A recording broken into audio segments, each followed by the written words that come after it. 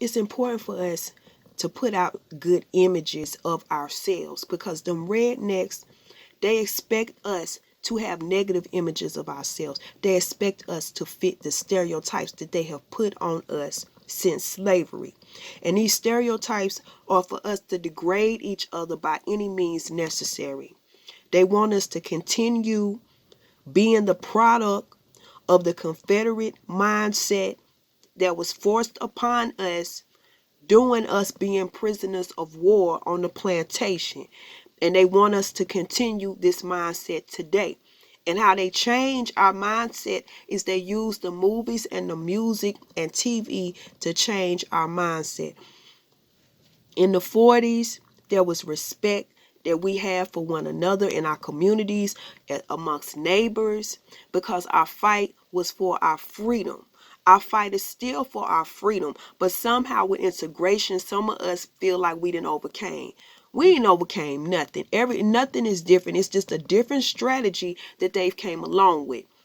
In the 60s, they began to introduce Guess Who's Coming to Dinner, trying to put that in our mind to embrace interracial relationships, to embrace joining with our enemies, to embrace sleeping with our enemies, to embrace being friends with our enemies.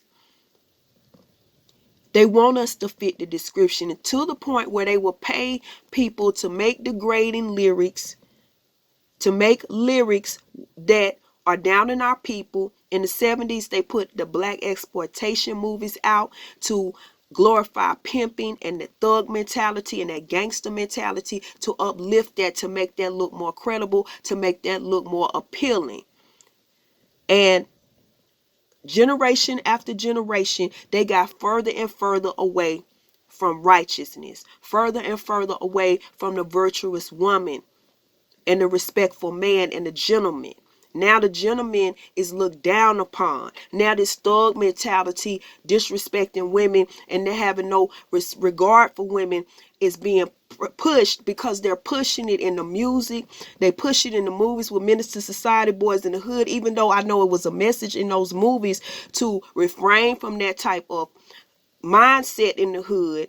But that's how they get us, because even as kids, we looked up to the stars and to the singers and to the songs of that time frame. And when we get older, we are still influenced by what we see. We use what we see on TV as our mode of fashion and what we should buy and what we should be into and how we should think. So it still influences us when we are grown. So it's very important to put out positive images of ourselves and not make them rednecks happy and continuing to put out degrading images, because they changed and altered our images of one another. This is why the black community is destroyed the way it is, because when leadership was glorified, when standing up for our rights was glorified, when conscious music, conscious hip hop and music about love songs and unity and standing up and fighting the power and all of that was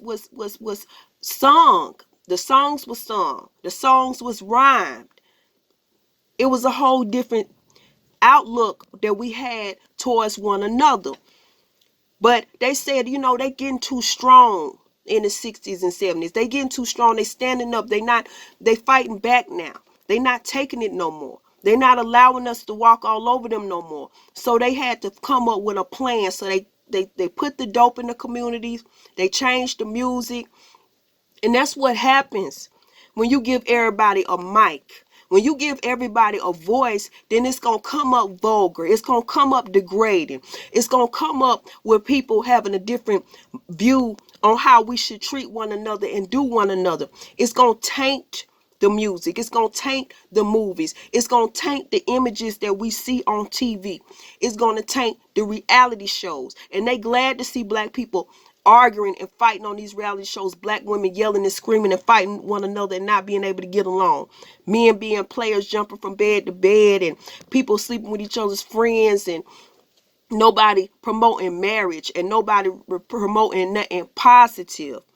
And then the shows about marriage, they glorifying that rich lifestyle. But if that man came home and said he was broke, would them women still be there? See, yeah, they enjoying, they reaping the benefits of that rich man. They reaping the benefits of that man having that good job. Then they got a good job and they come together. But if things change, would they still be that happy?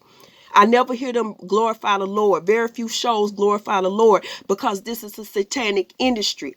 And I know firsthand about it because they didn't offer me deals. I said no. They offered me deals 10 times, and I'm not going to say the price that they offered me, but I said no, and they kept upping the price and upping the price, and they knocked my music down on SoundCloud. They knocked my numbers down on SoundCloud. They took my followers away because I would not join them, because I'm doing my music myself, because I'm doing it, it's homemade. Now I still believe in going to studios and getting some tracks done, but it's more convenient to do it at home where I can puff one, twist one up, sip me a little wine, and I ask God to speak through my music. And I want it to be the kind of music that don't nobody got to leave the room. They can play it at work, they can play it at church, that the elderly can listen to it, that the kids can listen to it. And in my mind, I always think about that I want to make clean music because I don't want to fit into the stereotypes. But when you're not willing to fit into the stereotypes, they don't like that. And one thing that they'll do is try to offer you a deal. They will try to offer you a certain amount of money to change your positive image. They wanted to get their fingers on it because they want to dirty it up. They say, you know, the music too clean, you need to dirty it up. Well, if you join us, then your numbers will go up. Well, if you join us, then you know you'll get the favor of the world. But I know what God can do. I serve a mighty God. My music is still heard, and it ain't about me getting paid off of it. It ain't about me being on these talk shows and being interviewed and everybody running after me and falling out over me. I don't want them worshiping me. I want them to worship the Most High who gave me this gift. I want to leave something behind that people can still play 100 years from now. I want to make the kind of music if I live to see 80 and 90 years old, I'm proud to listen to it. I ain't saying, well, man, that was back in the day when I was young. I wish I wouldn't have said that. I wish I wouldn't have did that. I want to make that kind of music that is of quality. So it's not about me getting something from it because I don't do it for the money. I don't do it for the fame. If that was the case, I would have joined them devils when they offered them deals, because I'm not selling my soul to be heard. I'm not selling my soul so people can say, oh, she that chick. She down, she cool. I'm not selling my soul to get the world's favor because I know what the Lord can do. And it's very important for us to push positive images. Now, I'm not knocking nobody else away. Sometimes I do listen to gangster rap. Sometimes I do listen to views and opinions way different than what I think and what I view, and I listen to music and look at movies and reality shows way different than how I think, because I respect other people's perspective. I respect other people's way of life, because at one point I wasn't living no righteous life. I was doing a lot of things that I don't do anymore. So that's why I can't look down on nobody else, because they in a different stage of life than I am. But I do see the importance of us putting these positive images out there, because not only are they influencing the masses, but since we all got these cameras on our phone now, then we got to project ourselves in a better way. It was different when we had to use their cameras. It was different when we had to run to their studios and they had to say, well, we got to approve you to be on our cameras. We got to approve you to be heard. We got to approve you to be on this TV show. Now we got these cameras. Now we got these videos. Now we got these pictures. And how we project ourselves is very important, because the woman, her body, the way she project her body, it can tempt, it could break up homes, it could break up marriages. That's why the devil liked to use the woman. In the Garden of Eden, he used the woman against Adam. When he first saw his wife, God was trying to see, are you still going to be obedient when I told you don't eat from that forbidden fruit? But he put that beautiful woman, his wife, that he seen for the first time, and at that time when they was undraped, they wasn't familiar with clothes, so he was tempted. But it was a test. God made the woman to test the angels in heaven to see if they was going to remain obedient and faithful to him when they saw that the beautiful women, the daughters of men. He tested Solomon. Solomon was the wisest man, but his weakness was women. And because he was so greedy for women, and he had over 300 wives and 400 concubines and all these different women he was messing with, they pulled his heart away from God. Samson, strongest man in the Bible, could push over buildings. He fell for a woman, and a woman outside of his race, but it was women that brought these powerful men down, made the angels fall out of heaven. Do you know how fine you got to be for the angels to fall out of heaven?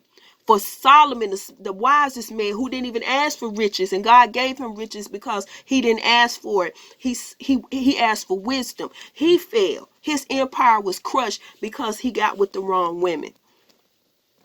Adam bit that apple when he was obeying God because he saw his wife. And so women have been used as a test. Women can even tempt other women, and so I'm not looking down on the people that jump on the other side of the fence, but somebody got to tell you it's wrong, just like they had to tell you touching that hot stove was wrong. We can't keep glorifying lifestyles that's destroying our people, that's destroying our race, that they are pushing and hoping that we look at what our master and our oppressor is doing. So the master come out, the slave master, he promote things, and then he know we gonna follow it because that's how we've been trained. So he promotes their lifestyle, but it's still genocide repackaged. And even if, a lot of women have experimented and they dipped and dabbed. I done did things in my past. I'm not gonna lie to kick it, but I'm saying at some point you gotta realize that it's wrong, because if too many people start doing the same thing, that's destruction. So if everybody today decided they're going to jump on this other side of the fence, they're going to experiment, that they don't want to come back to what's right, then we ain't got no more generations, because the Lord didn't intend for us to go get artificially inseminated. He didn't intend for there to be sperm banks. He did not intend for test tube babies. He did not intend for us to go and be with each other temporarily just to make the child and then go back into that alternate lifestyle. He intended on us to come together, the man and woman to come together and build families. So somebody got to tell you things are wrong. Sometimes we don't like to be nobody telling us we wrong, and we try to purposely put ourselves around people that's going to applaud everything we say and do. We purposely put ourselves around people that's going to agree and co-sign our wrong. So a lot of times the reason why people don't like the Bible, because it's stepping on your toes. It's telling you what's wrong. It's correcting you. People don't like correction. Sometimes people couldn't wait till they got grown so they can get out the house because they didn't want to hear what their parents had to say, because their parents was telling them what's right. Their parents was correcting them. And for the people that did not have them positive role models in their life, you come a point in your life and you realize why you need to do things differently. But it's still genocide repackaged. When they pushing perks and all this stuff in the song, it's destruction repackaged. It's making you feel comfortable with doing wrong. And that's how the enemy works. He makes sin become normal. He normalizes sin. He gets so many people to do certain things that it becomes normal for people to fornicate. It becomes normal for people to commit adultery. It becomes normal for people to want to be with the same gender. It becomes normal because it starts to be pushed so much on us that it's seared at our conscience, and it makes us be okay with what we know is not right. So it does take correction. It does take seeing the error in your ways. And it also, what projection are we putting towards the youth? So quit fitting the stereotypes. I have to work on this myself. That's why I choose to make clean videos on YouTube. That don't mean it ain't no profanity ain't gonna slip out my mouth, because it might. But I try carefully to not speak that way. I try to not speak a certain way in my music, because I want it to reach more people. Now, I know it can still reach people no matter how I talk, but I choose to do that because I feel like on TV, I see a lot of actors complaining about they don't want to play certain roles. Well, don't play the role.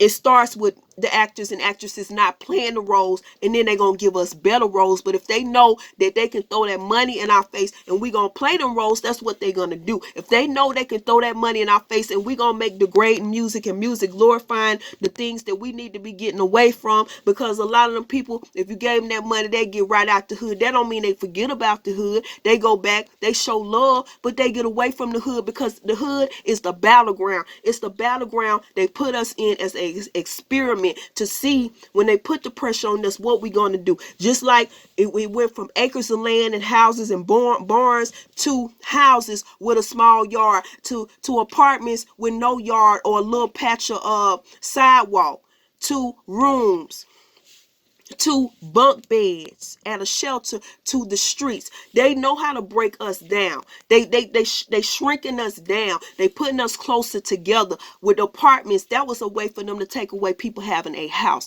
And they shrink us down and they put us close by each other, knowing that's gonna cause friction.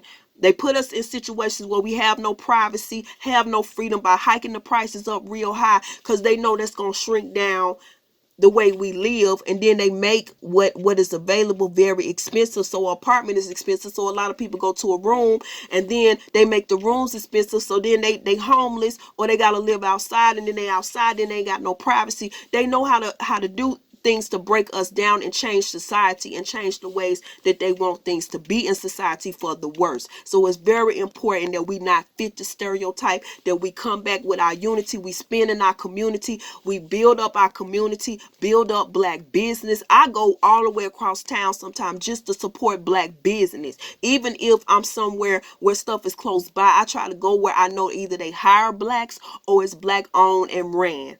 So even if it's not black owned and ran, if they hire blacks, I go and spend money there. And that's the mentality we need to have. No matter if we in deep in the country or way out in the valley or way out in the Arctic, we need to try to find a black business or an ethnic business that respect our people. Now, I don't care what color you are. If you ain't showing respect, then people shouldn't spend money there.